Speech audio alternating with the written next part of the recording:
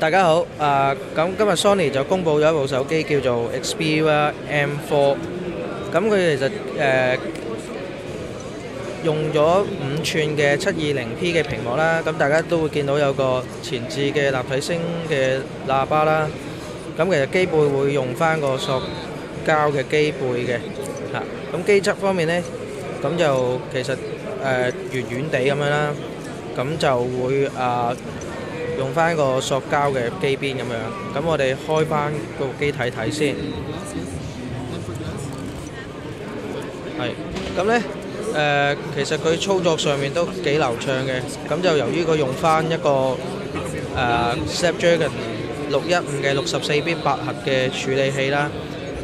咁另外呢，其實佢主鏡頭方面呢，都會用翻個13萬像素嘅鏡頭嘅，係啦。咁